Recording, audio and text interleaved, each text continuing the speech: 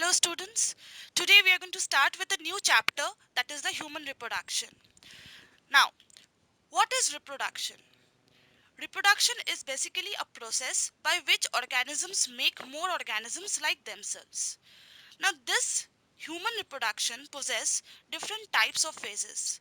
But before we start with the explanation of different types of phases, we need to understand some basic concepts about human reproduction. That is, humans are unisexual and they show sexual dimorphism. These two words that I have mentioned just now, you have come across this before also. What is unisexual?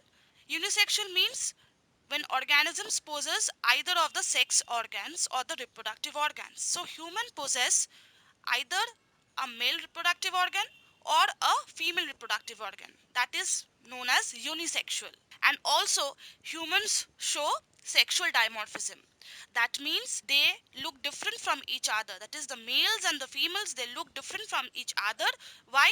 Because of the different reproductive organs they possess. Now, coming to the different phases of human reproduction. The first phase of human reproduction is gametogenesis. What is gametogenesis? Gametogenesis means formation of gametes. Since I have already told you that humans are unisexual, that means there will be formation of male gametes and female gametes. So when there is a formation of male gametes, that is sperms, it is known as spermatogenesis. When there is a formation of female gametes, that is the formation of ovum, it is said to be oogenesis. We are going to talk about this later on. Now gametogenesis is followed by transfer of male gametes into the female genital tract or the female reproductive tract, and that is known as insemination. After the transfer of male gamete into the female reproductive tract, so the female gametes are in contact with the male gametes, and this fusion of male and female gamete results in fertilization. Now after the fusion of male and female gametes, successive divisions occur, and this successive division includes rapid mitotic division of zygote to form a spherical mass like structure which is known as blastula or blastulation. So we can consider this as a cleavage stage or a division stage. After successive divisions, the mass or the structure that is formed is implanted into the uterine wall of the female, and this process of fixing or implanting of that particular structure into the uterine wall is known as implantation. After the structure is being implanted, connection between the maternal as well as fetal tissues occur, and this process is known as placentation.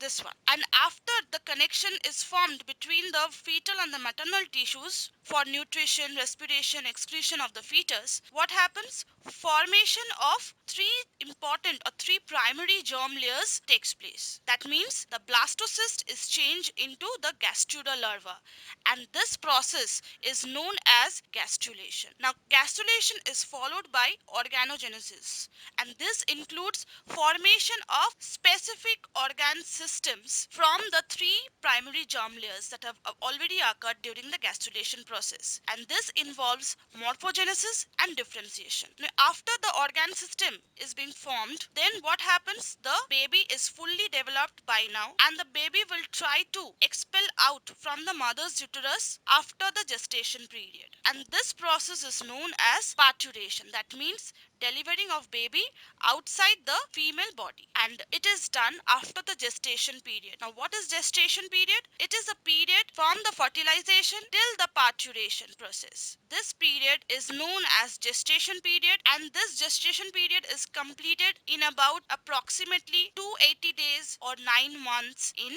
human female.